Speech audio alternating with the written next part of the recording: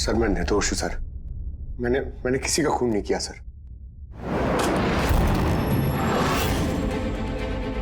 जानते हो ये क्या है? डीएनए रिपोर्ट है सर। फिर तो तुम्हें ये भी पता होगा कि इस रिपोर्ट में क्या लिखा है। और फिर भी तुम चाहते हो कि मैं मान लूं कि तुम निर्दोष हो, तुम गुनहगार नहीं हो। सर आपने हमेशा हमें यह सिखाया सर कि सच से बड़ा दुनिया में कुछ भी नहीं है सर। इस केस की भी यही सच्चाई है सर। मैंने किसी का खून नहीं किया सर, मैं सच कह रहा हूं। अगर तुमने खून नहीं किया है तो फिर तुम्हारा खून उस हथियार पे कैसे पंकज? मुझे नहीं पता सर। कैसे नहीं पता तुम्हें? हा? ये जो तुम्हारे हाथ पर चोट लगी है, ये जो खून का निशान है, वो चीख चीख के कह रहा है कि गुनहगार तुम ही हो पंकज, तुम हो। सर मैंने आपको बताया था सर, मैं ऑटो से जब ब्यूरो आ रहा था सब तब कटा था सर। ये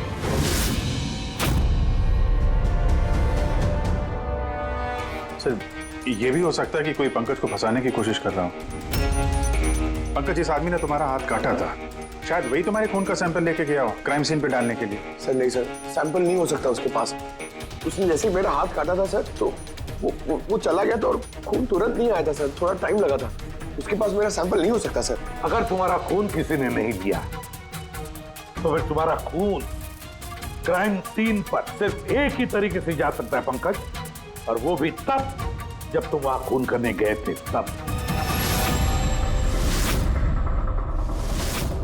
ये क्या बात हुई सर? सर अगर पंकज को झूठ बोलना होता, हमें गुमराही करना होता तो ये बोल सकता था कि इसका सैंपल कोई लेके चला गया है, मगर इसने सच बोला। इसका सच कोई मायने नहीं रखता क्या सर? हाँ अभिजीत, सच बहुत मायने रखता है, लेकिन फिलहाल इस केस का सच यही है कि इस खून का एक ही सस्पेक्ट है और वो है पंकज।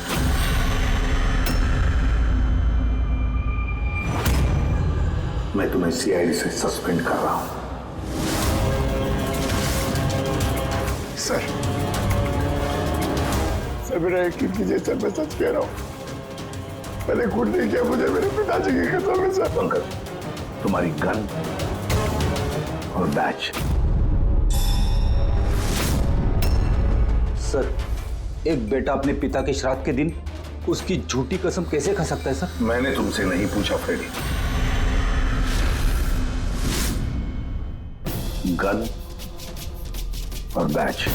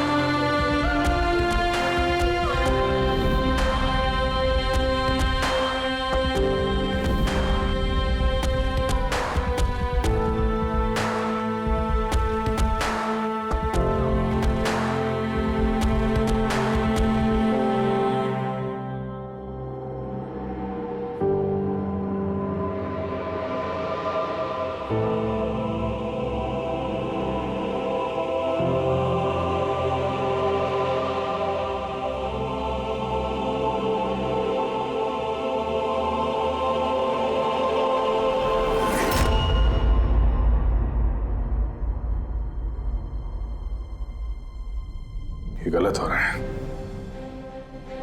एकदम गलत हो रहा है। नो ऑफेंस सर, लेकिन आप हम सब पे ऐसे हमेशा शक नहीं कर सकते। ये तुम क्या कह रहे हो अभिजीत? क्या गलत कहा मैंने? जब भी कभी किसी सीआईडी ऑफिसर के ऊपर झूठा इल्जाम लगता है, आप हम पे कभी भरोसा नहीं करते। ये तुम क्या बोल रहे हो अभिजीत? मुझे तुमसे ये उम्मीद नहीं थी। हमारी भी थोड़ी बहुत उम्मीद है सर आपसे। आपके एक इशारे पे जान देने को तैयार खड़े रहते हैं हम लोग। तो क्या इतनी सी उम्मीद रखना गलत है कि हमारे बुरे वक्त पे आप हमारा साथ देंगे, हम पे भरोसा रखेंगे? तो क्या मैं साथ नहीं दे रहा? सच जाने की खुशी नहीं कर रहा हूं मैं? सच के इस सफर में आपने कई बार हमारे आत्मसम्मान को चोट पहुंचाई है सर, हमारे फर्ज, हमारी वफादारी पे शक करके। जब मुझ पे झूठे इल्जाम लगे थे, आपने मुझ पे भरोसा नहीं किया था। और जब तक अभिजीत निर्दोष साबित नहीं होता, उसे जेल में ही रहना होगा। जब दया पे झूठे इल्जाम लगे, आपने इस पे भी भरोसा नहीं किया। मगर शायद आप ही एक बात भूल गए, एक बार आप पे भी ऐसा झूठा इल्जाम लगा था।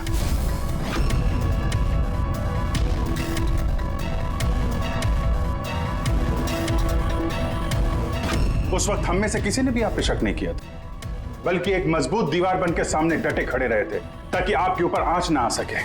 तो क्या आप वो हमारी हिम्मत, वो ताकत नहीं बन सकते सर? अभिजीत, मुजरिम से भी ज्यादा खतरनाक होता है एक इमोशनल सीआईडी ऑफिसर। तुम इमोशनल बन गए हो अभिजीत। मैं तुम्हें इस केस से हटा रहा हूं।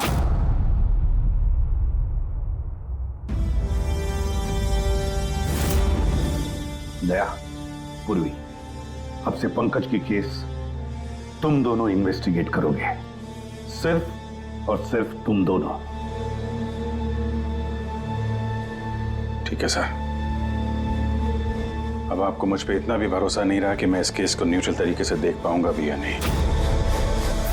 इतने साल की ड्यूटी का ऐसा मेडल तो किस्मत वालों को मिलता है। Thank you sir.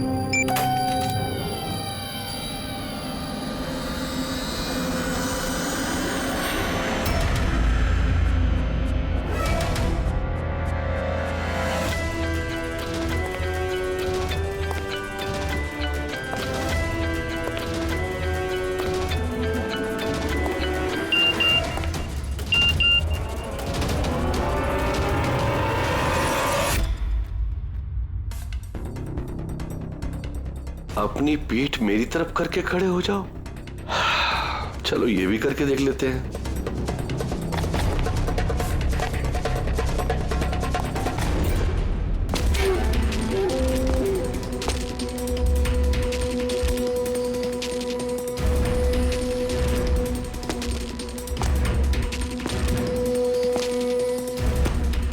आप आ गए सर? मैं आप ही का इंतजार कर रहा था।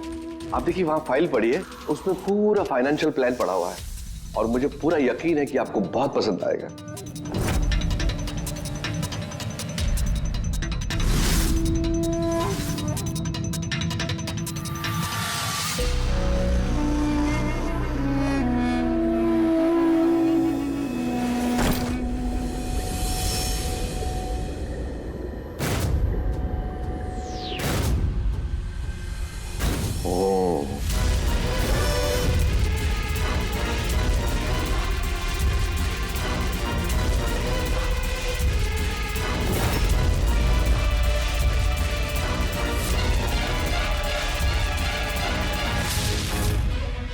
अरे ये तो नकली है।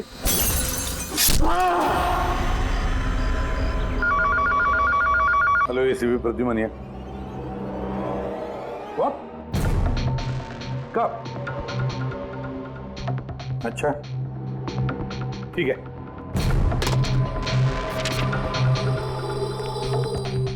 दया, अभिजीत, विक्रम विजय का खून हो गया। विक्रम विजय, वो हवाला कांड वाला सर? वही विक्रम विजय आज तक कानून से बच के भाग रहा था। आज उसका कत्ल हुआ उसके ही घर में। एक न एक दिन तो ये होना ही था सर, इतने सारे दुश्मन पाल रखे थे उसने।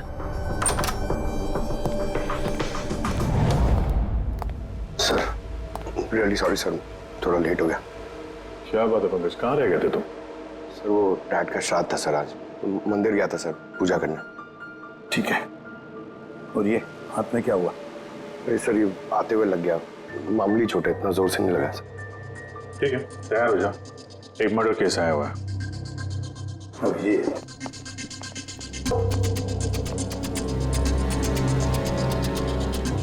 किसका मर्डर है? बुरे विक्रम विजय का।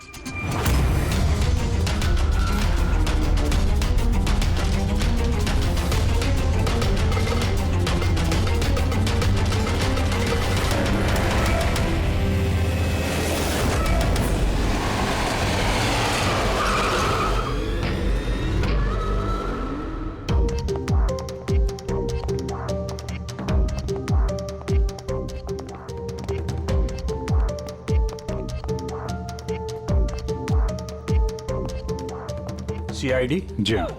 सर मैं गोपाल हूँ, विक्रम सर का मैनेजर। ये तीनों कौन? ये मोहित, विशाल और ये राघव है, ये सर के सिक्योरिटी गार्ड्स हैं। और आप? ये विक्रम सर की वाइफ हैं, मधु मैडम, और बाकी सब स्टाफ है। बॉडी कहाँ है? सर बॉडी अंदर है।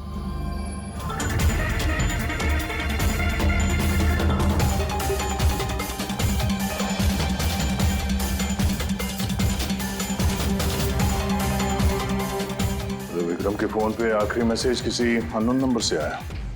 अपनी पीठ मेरी तरफ करके खड़े हो जाओ। पीठ मेरी तरफ मतलब वो आदमी इसको अपना चेहरा नहीं दिखाना चाहता था क्या?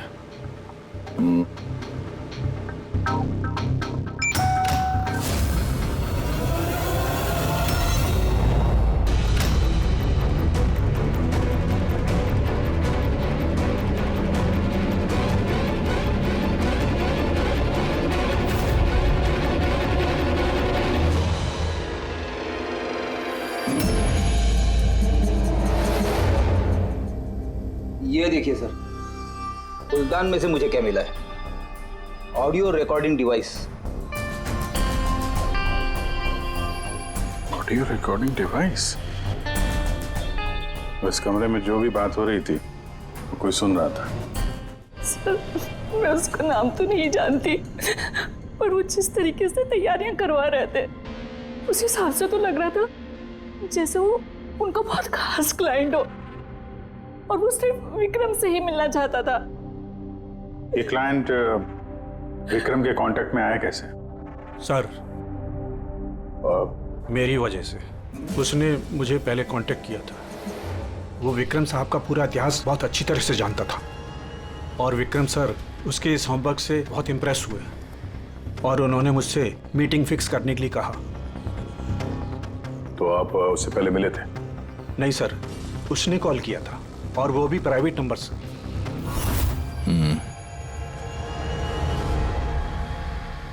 तो आप लोगों ने मीटिंग से पहले पूरी तैयारी कर ली थी? हाँ जी सर। उस कमरे को अच्छी तरह से चेक कर लिया था?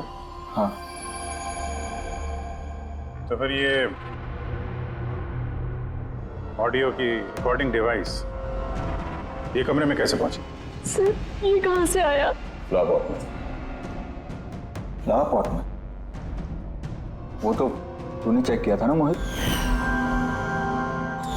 मैंने चेक किया था सर, लेकिन मुझे फ्लापॉट में दिखा नहीं था। दिखा नहीं था? जी नहीं। अच्छा, ऐसे कैसे दिखा नहीं था?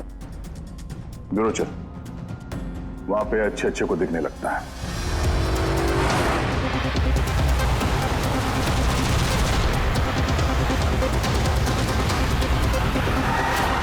मोहित पे नजर रखना। गोली में चलाना। कैलाश सर? हाँ, कौन है ये? सीबीआई ऑफिसर हैं कैलाश जी। कैसे है सर? बढ़िया। क्या बात है सर, आपने अचानक रास्ता रोक लिया? अभिजीत, मुझे वो आदमी चाहिए जो तुम्हारी सीआईडी की गाड़ी में बैठा है। मोहित? वो हमारा मुजरिम है सर, हम उसे ब्यूरो ले जा रहे हैं इंटरोगेट करने के लिए। नहीं अभिजीत, वो मुजरिम नहीं है, एक सीबीआई अफसर है। क्या करें आप? ये मोहित सीबीआई ऑफिसर है? मगर सर ये तो वो गार्ड की नौकरी कर रहा था विक्रम के। दिखावा, सच को छिपाने के लिए। कैसा सच? मोहित एक अंडर कवर है और मेरे कहने पर वहाँ ड्यूटी कर रहा था, और मेरे कहने पे ही उसने विक्रम के वहाँ वो रिकॉर्डिंग डिवाइस लगाई थी। और इसीलिए कुछ भी बताने से मना कर रहा था ये। अंडर कवर है, मर जाएगा मगर प्रोटोकॉल नहीं तोड़ेगा। नहीं ठीक है सर, वो एक्चुअली थोड़ी बहुत पूछताछ करनी पड़ेगी, खून का मामला है। जस्ट जनरल बातचीत। और हमें वो ऑडियो रिकॉर्डिंग मिल सकती है सर? हम जानना चाहते हैं कि खूनी और विक्रम के बीच क्या बात हुई थी। आप आ गए सर? मैं आप ही का इंतजार कर रहा था। आप देखिए वहां फाइल पड़ी है, उसमें पूरा फाइनेंशियल प्लान पड़ा हुआ है और मुझे पूरा यकीन है कि आपको बहुत पसंद आएगा। ये नोट तो नकली है। सर ऐसा लगता है कि विक्रम विजय खूनी को जानता है, इसलिए खूनी ने उसे अपना चेहरा देखने ही नहीं दिया। और जैसे ही विक्रम को पता चला कि जो पैसे उसे दिए गए वो नकली हैं, खूनी ने उसे मार दिया और बैग लेके चला गया। तो काम करते हैं, इस मोहित से अंडरकवर कॉप से पूछताछ करते हैं। I'm sorry सर, ये केस अभी तक बंद नहीं हुआ है, इसलिए अगर मैं आप लोगों को कुछ भी और बताता हूँ तो वो प्रोटोकॉल का उल्लंघन होगा, विच आई डोंट वांट। देखो मोहित, मैं तुम्हारे प्रोटोकॉल की इज्जत करता हूँ, मगर कोई तो ऐसी चीज होगी ना जो तुम्हारी इन्वेस्टिगेशन के दौरान तुम्हें मिली हो, मगर तुम्हारे प्रोटोकॉल के दायरे में होने के बावजूद भी तुम हमें बता सकते हो। कुछ तो बताओ जिसके जरिए हम खूनी तक पहुंच सके। मैं आप लोगों को केवल इतना बता सकता हूँ कि पिछले काफ़ी सालों से सीबीआई इस विक्रम विजय के पीछे लगी हुई थी। आज से 15 साल पहले सन 2002 में सीबीआई ने एक अंडरकवर ऑफिसर को भी विक्रम विजय के पीछे लगाया था, कुछ खास सबूत इकट्ठा करने के लिए, लेकिन कुछ हासिल नहीं हुआ और अनफॉर्चुनेटली हमारे वो ऑफिसर मारे गए। एक मिनट, नाम क्या था इस ऑफिसर का? इंस्पेक्टर अधिराज।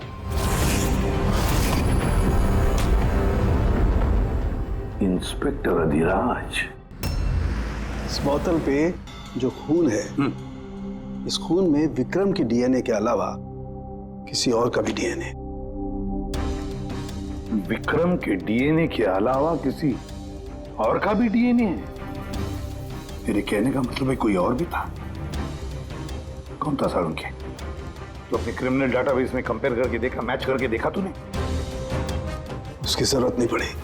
जरूरत नहीं पड़ी का क्या मतलब है सालुंखे? किसका डीएनए है वो? वो डीएनए पंकज का है। व्हाट? वो डीएनए पंकज का है? हमारे पंकज का? हमारे पंकज का। यार ये कैसे हो सकता है? CID officer Pankaj, CID officer Pankaj खून कर सकता है? हमारा एक ऑफिसर खूनी है। लेकिन सर पंकज खून क्यों करेगा? वही तो, सीआईडी ऑफिसर खून क्यों करेगा? सर, विक्रम के घर से 1 किलोमीटर की दूरी पर पुलिस को एक लावारिस मोटरसाइकिल मिली है सर। किसकी मोटरसाइकिल है वो? सर वो पंकज की है।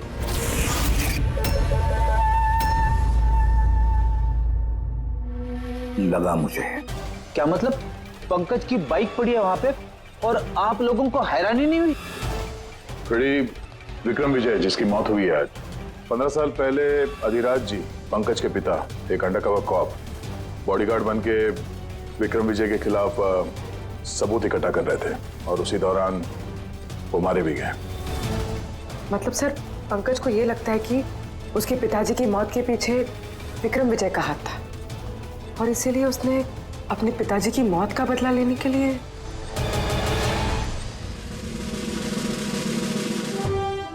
पंकज कहाँ है?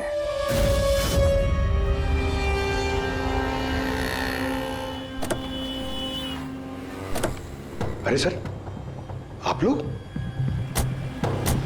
यही सवाल तो हम भी तुमसे पूछने वाले थे। तुम यहाँ क्या कर रहे हो?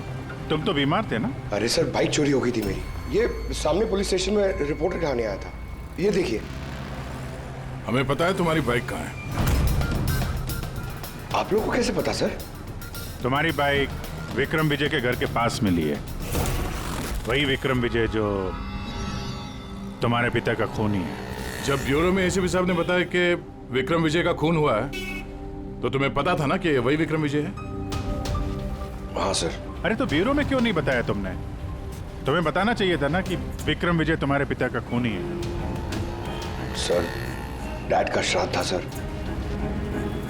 मंदिर से ब्यूरो आ रहा था, उनके बारे में सोच रहा था, ये न्यूज आ गई। एकदम हिल गया था सर, समझ में नहीं आ रहा था क्या करूं। और ये हाथ जो तुम्हारा कटा हुआ है, एग्जैक्टली हुआ क्या था?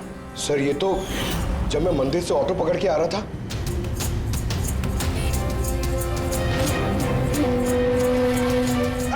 क्यों सब? तो एक अनजान आदमी ये घाव देके चला गया, यूं ही बेवजह। सर मैं जानता हूँ यकीन करना थोड़ा मुश्किल है, लेकिन सच यही है सर। पंकज यार, तुम तो हमेशा बाइक पे ब्यूरो आते थे ना, अचानक ऑटो में कैसे आया? अचानक नहीं सर, मेरी बाइक तो 2 दिन से खराब पड़ी है। तो तुम्हारी खराब पड़ी हुई बाइक कोई लेकर गया, उसने उसे रिपेयर करवाया और ठीक होने के बाद उसे एक लावारिस जगह पे छोड़ दिया। वो भी संयोग से एक ऐसे इंसान के घर के पास छोड़ दिया जिसका आज ही खून हुआ, और जो तुम्हारे पिता का खूनी भी है। सर, आप लोग मुझ पे शक कर रहे हैं? आप लोग को लग रहा है उस विक्रम विजय को मैंने मारा है?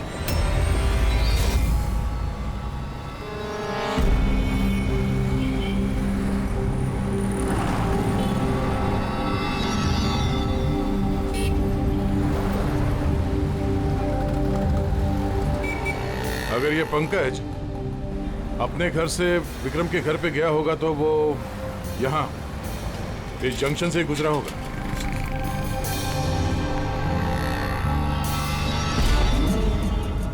सर, सिग्नल पे सीसीटीवी कैमरा लगा हुआ है। इस सीसीटीवी कैमरा के फुटेज से पता चल जाएगा कि पंकज यहाँ से गया था उस बाइक पे या कोई और था वो।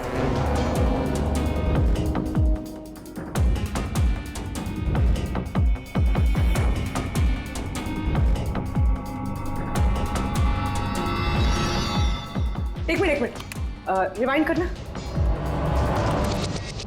पॉज कर। सर ये देखिए, कि पंकज की तरह नहीं लग रहा है। बाइक का नंबर है XYA4784। सर, पंकज की बाइक का नंबर भी यही है। पूर्वी, ये पंकज इतनी लापरवाही तो नहीं कर सकता कि एक जुर्म करने के लिए जाते वक्त सड़क पे एक और जुर्म करे, सिग्नल तोड़ने का। जरूर कोई है जो पंकज को फंसाना चाहता है और उसी ने ये सिग्नल भी तोड़ा है, ताकि हमारा जो शक है पंकज के ऊपर वो और मजबूत हो जाए। मगर सर, पंकज को कौन फंसाना चाहेगा? शायद इसका कोई पुराना दुश्मन। सर, मेरा ऐसा कोई पुराना दुश्मन नहीं है जो मुझे फंसाने के लिए ऐसी साजिश रचेगा। सर, पंकज, दिमाग पर जोर डालो, कोई तो होगा। नहीं सर, अगर तुम्हारा कोई दुश्मन नहीं है तो फिर ये खून तुमने ही किया है। तुमने अपने पिताजी की मौत का बदला लेने के लिए, और वो भी उनकी बरसी के दिन। सर, मेरा बदला लेने की कोई मेंटालिटी नहीं है सर। मैं खूनी नहीं हूं सर, मैं एक सीआईडी ऑफिसर हूं। जहां तक पिताजी की बात है सर, मैंने तो उन्हें ठीक से देखा भी नहीं। सर, मुझे तो ऐसा कुछ याद भी नहीं है जो उन्होंने हमारे साथ कोई अच्छा टाइम स्पेंड किया हो या हमारे साथ रहे हो। सर, उन्हें तो फर्क भी नहीं पड़ता होगा कि उनका कोई बेटा है जिसे उनकी जरूरत भी है। सर, मतलब तुम्हारे पिताजी के साथ तुम्हारे संबंध अच्छे नहीं थे? सर, वो एक अंडरकवर कॉप थे सर। वो ज्यादातर अपने काम में ही बिजी रहते थे। घर गृहस्थी परिवार बच्चे उनसे उनका कोई लेना देना नहीं था सर। मुझे तो सिर्फ मेरी माँ ने पाला है सर। लेकिन फिर भी पंकज, तुम्हारी अपनी पिताजी के साथ कुछ ना कुछ तो यादें जुड़ी होंगी ना, कुछ भी? बस सर थोड़ा सा याद है मुझे सर, मुझे मेले में ले जाते थे सर वो, मगर मेले में ले जाने से पहले सर वो मुझे हॉस्पिटल ले जाते थे हमेशा। हॉस्पिटल में? वो क्यों? शायद बचपन में वो बहुत बीमार रहता था और वो हॉस्पिटल ले जाते थे और मुझे बहुत दर्द होता था सर। दर्द? पंकज, कहाँ दर्द होता था? सर पीठ में, यहाँ पे सर। पीठ में? पंकज, डॉक्टर क्या करते थे पीठ में? नहीं सर, ऐसा कुछ याद नहीं आ रहा सर। याद करो पंकज, याद करो। सोचो क्या करते थे? तुम्हारी पीठ में इंजेक्शन लगाते थे या पीठ में से खून निकालते थे? क्या करते थे? याद करो। Sir sir sir drill machine से कुछ करते थे सर हॉस्पिटल में। क्या कहा? ड्रिल मशीन से? और उसके बाद तुम्हें पीठ में दर्द होता था? बहुत दर्द होता था सर, मैं हफ्तों तक सीधे बैठ भी नहीं पाता था। और फिर घर जाने के बाद तुम्हें नींद सी आती थी, कुछ अजीब सा लगता था, चक्कर आता था? हाँ सर। सर मेले में भी जब मैं घूमने जाता था तो नींद में ही रहता था सर, ऐसे चक्कर आते रहते थे सर बस। लेकिन सर इस बात का इस केस से क्या लेना देना? लेना देना है बॉस। मुझे लगता है इसके पिताजी ने इसकी बहुत छोटी उम्र में इसका बोन मैरो डोनेट करवा दिया था। लेकिन सर बच्चों का बोन मैरो डोनेट करवाना तो गैर कानूनी है ना? गैर कानूनी है, लेकिन मुझे लगता है बॉस पैसे की वजह से या किसी भी और वजह से उस डॉक्टर ने इसके पिताजी के लिए ये सब कुछ किया था। वो ठीक है सर, लेकिन मेरी समझ में अभी भी ये नहीं आ रहा है कि इस बात का इस केस से क्या कनेक्शन है? कनेक्शन ऐसे है पूर्वी कि कई बार जब बोन मैरो डोनेट किया जाता है तो जिसे बोन मैरो डोनेट किया जा रहा है उस व्यक्ति को ह्यूमन काइमेरिज्म हो जाता है। ह्यूमन काइमेरिज्म? ये क्या है सानिको साहब? यूं समझो कि जिस व्यक्ति को बोन मैरो डोनेट किया जा रहा है उस व्यक्ति के शरीर में 2 डीएनए पैदा हो जाते हैं। एक डीएनए वो जो उसका खुद का है ओरिजिनल, और दूसरा डीएनए वो जो बोन मैरो जिसका ट्रांसप्लांट हुआ है उसका। इसका मतलब है सर पंकज का बोन मैरो जिसे मिला शायद उसके खून में भी ये पंकज का डीएनए शामिल है। Exactly that. बस मुझे लगता है कोई बहुत ही खास होगा वो जिसके लिए पंकज के पिताजी ने ये सब कुछ किया। कोई ऐसा खास आदमी जो पंकज के पिताजी इंस्पेक्टर अधिराज के बहुत ही करीब था और उसकी मौत का बदला लेने के लिए उसने ये खून कर डाला। पर कौन?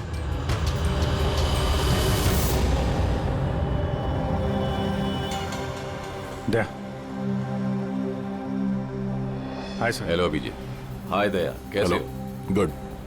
सॉरी आपको यहाँ ऐसी जगह पे बुलाना पड़ा। अभिजीत, जो इन्फॉर्मेशन तुमको चाहिए थी वो ना तो सीआईडी ऑफिस में दी जा सकती थी और ना मेरे ऑफिस में। थैंक यू सर आपकी मदद के लिए। पंकज एक ईमानदार ऑफिसर है सर, और आपकी मदद से शायद हम उसकी बेगुनाही साबित कर पाए।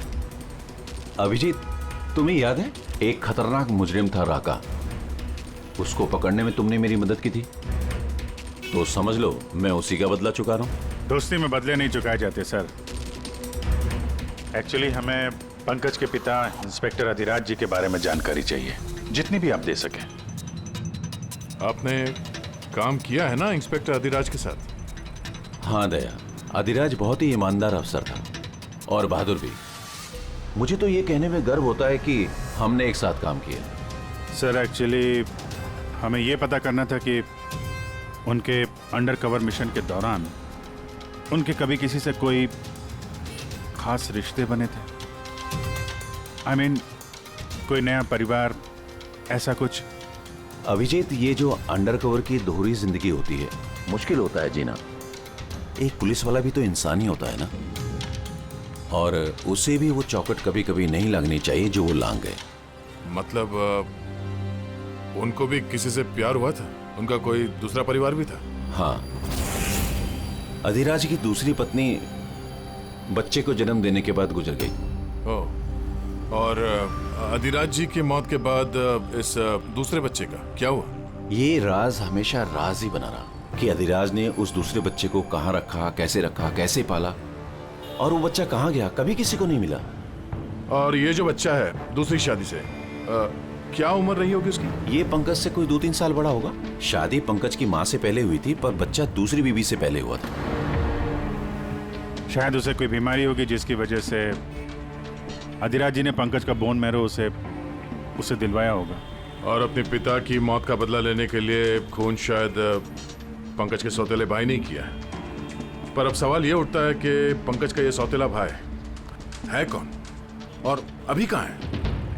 मुझे कुछ अंदाजा हो रहा है कि क्या हुआ होगा उसके साथ।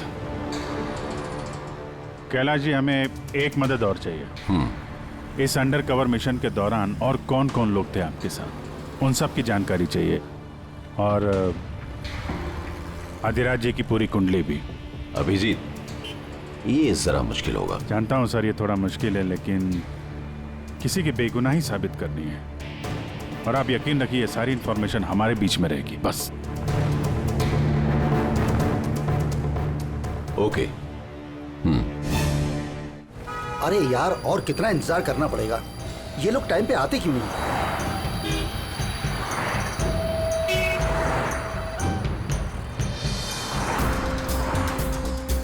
अरे यार, आधे घंटे से इंतजार कर रहा हूँ। अरे मुझे आज ही पूरा पैसा चाहिए। अरे मुझे निकलना है इस शहर से आज ही। तेरा हिसाब तो मैं आज, अभी और इसी वक्त चुकता कर दूंगा।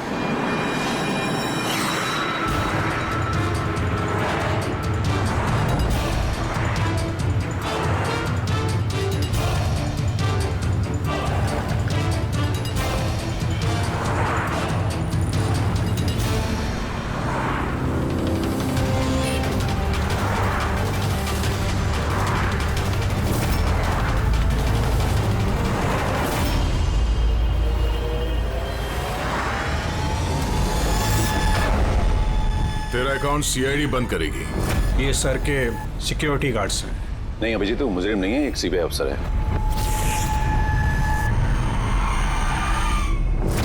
पिता के कर्ज को पूरा करना हर बेटे का धर्म होता है सर,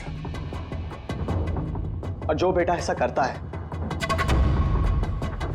वही अच्छा बेटा कहलाता है, और वो हूं मैं। तुमने तो किया नहीं, मैंने लिया अपने पिता की मौत का बदला। देखो मोहित, तुम दोनों के पिताजी इंस्पेक्टर अधिराज एक नेक, ईमानदार और बहादुर इंस्पेक्टर थे। क्या लगता है तुम्हें, उन्हें तुम जैसे मुजरिम बेटे पर गर्व होगा या पंकज जैसे ईमानदार सीआईडी ऑफिसर पर? तो सच बात तो यह है कि पिताजी को हमेशा से इस पंकज पर गर्व था, और प्यार भी वो इससे ही ज्यादा करते थे। मुझे तो उन्होंने अनाथ आश्रम में डाल दिया था सर, ताकि उनके दूसरे परिवार पे कोई आंच ना आ सके। वो ये बात बताती तो हमारे पास आई क्यों नहीं? मैं तो भाई हूं तुम्हारा यार, हम दोनों मिलके पकड़ते विक्रम को, और कानून के रास्ते। नहीं चाहिए थी मुझे तुम्हारी मदद। हमारे पिताजी के कातिल को कैसे पकड़ना है और कैसे उससे बदला लेना है, ये सारी प्लानिंग मैंने कर रखी थी सर, बहुत सालों से। और यही कारण है कि मैं सीबीआई ऑफिसर बना, और ठीक हमारे पिताजी की तरह ही एक अंडरकवर ऑपरेशन पे गया विक्रम विजय के खिलाफ। लेकिन इस बार उसे सजा दिलवाने के लिए नहीं सर, बल्कि उसे खत्म करने के लिए। एक सीबीआई ऑफिसर होकर भी तुमने जुर्म किया। तुम जैसे लोगों की वजह से ही लोग कानून पर विश्वास करने से कतराते हैं। इस काम में केतन ने तुम्हारी मदद की थी ना? हाँ सर, केतन भी मेरे पिताजी के साथ काम करता था। वो भी एक अंडरकवर कॉप था, उसी ने मुझे सब कुछ बताया। और उसके बताने से ही मुझे पता चला कि बचपन में मेरा एक ऑपरेशन भी हुआ था। और जब तुम्हें पता चला कि तुम्हारे खून में 2 डीएनए, एक तुम्हारा दूसरा मेरा, तो तुमने खून करके मुझे ही फंसा दिया। हाँ, और इसीलिए मैंने अपना खून बहाकर उस हथियार पे डाल दिया था और उसके बाद तुम्हारा हाथ काटा ताकि एक तीर से 2 निशाने लग जाए। मेरे दोनों दुश्मन, हमारे पिताजी का कातिल वो विक्रम विजय। हेलो कैलाश सर, सर मैंने विक्रम विजय के रूम में ऑडियो डिवाइस लगा दिया।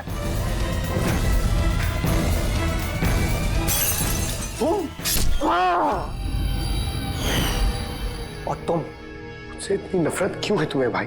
क्यों ना करो तुमसे नफरत? आज तक सब कुछ तो तुम्हें मिला है। हमारे पिताजी का नाम, उनका प्यार, उनकी इज्जत, सब कुछ। और दुख की बात तो यह है कि ये सब कुछ मिलने के बाद भी तुम्हें इतना सा भी होश नहीं था कि हमारे पिताजी का कातिल है कौन। तब अगर आज मैं नहीं होता तो हम दोनों के पिताजी का कातिल आज भी जिंदा होता और खुला घूम रहा होता। और तुम्हें क्या मिला मोहित? जेल? और खून करके तुम्हारे पिताजी को क्या मिला मरने के बाद? शर्मिंदगी? सर एक बात पूछ सकता हूं आपसे? आप लोग मुझ तक पहुंचे कैसे? क्योंकि मैंने कोई कसर नहीं छोड़ी थी सारे सबूत पंकज के खिलाफ करने में।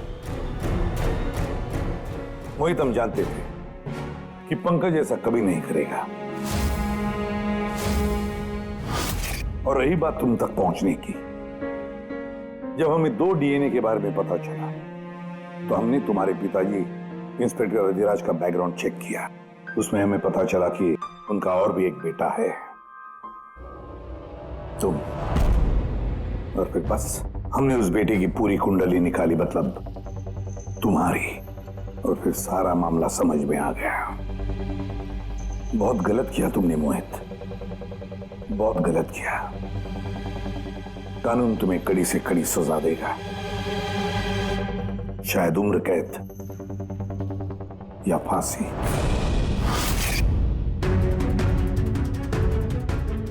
रेडी?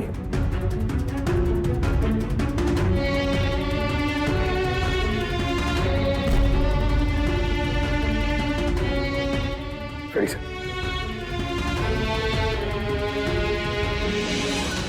मैं जानता हूं तुम्हारे दिल में सिर्फ मेरे लिए कड़वाहट, मगर मुझे पता ही नहीं था कि मेरा कोई एक भाई है। मुझे नहीं मालूम कि तुम्हारे साथ क्या होने वाला, मगर तुम एक बात हमेशा याद रखना, मैं तुम्हारा इंतजार कर रहा हूं। I'll wait for you.